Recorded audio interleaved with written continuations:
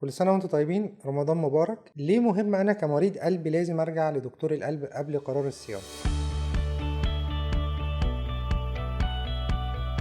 علشان 3 حاجات. أول حاجة قرار الصيام ذات نفسه، هل دلوقتي وضعك الصحي ينفع إن احنا نصوم ولا لأ؟ ممكن تكون أنت شايف إن أنت وضعك دلوقتي مستقر، بس للأسف قرار الصيام ما يكونش قرار الصائب ليك. مثال مريض عنده ضعف في عضلة القلب، عنده قصور في الشرايين التاجية، بياخد حوالي 7 أو 8 أصناف أدوية، جسمه كل شوية بيبتدي يعبي مية، الدكتور بيبتدي يديله علاجات مضرة للبول، لسه طالع من المستشفى من حوالي شهرين والوضع دلوقتي ابتدى يستقر شوية. هل ينفع إن أنا دلوقتي أجازف وأخليه يصوم واحرم جسمه من تنظيمة الأدوية اللي ما صدقنا إن ابتدى يستجيب عليها؟ فأول فايدة بالنسبة لنا قرار الصيام، هل أنا دلوقتي ينفع إن أنا أصوم ولا ما ينفعش؟ تاني حاجة توزيعة العلاج ذات نفسها.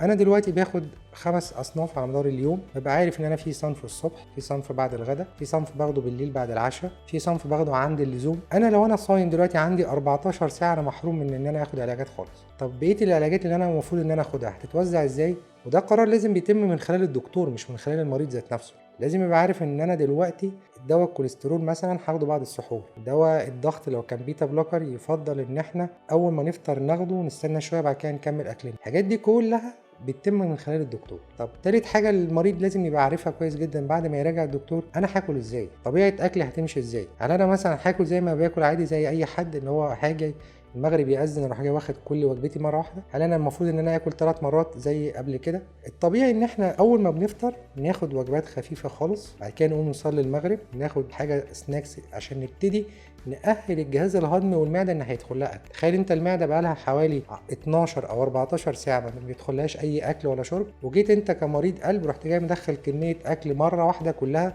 جوه المعده. ده بينبه القلب انا عايز كميه دم، وضخ يا قلب كميه دم اكتر من الطبيعي، كميات مهوله عشان اعرف اهضم الاكل اللي جاي لي دوت. المريض اوريدي قلبه تعبان، فده بيعمل حمل على القلب ويتعب القلب ذات نفسه. علشان كده تنظيم العلاج وتنظيم الاكل بعد ما بنفطر ده مهم جدا. لازم ابقى عارف ان انا مش عشان انا بقى وضعي مستقر اكل كل حاجه، اكل مخلل واكل حلويات واكل دهون واكل حاجات مقليه، وبالتالي اخلي وضعي بعد نهار رمضان بدل ما كان الصيام النبي عليه الصلاه والسلام بيقول صوموا تصحوا، اخليه يتحول لعبء عليا ويخلي حالتي تبقى غير مستقره. عشان كده احنا لازم نراجع الدكتور عشان نعرف هنصوم ولا لا، هناكل ايه وما ناكلش ايه. تالت حاجه ادويتنا هتمشي ازاي بعد ما نفطر.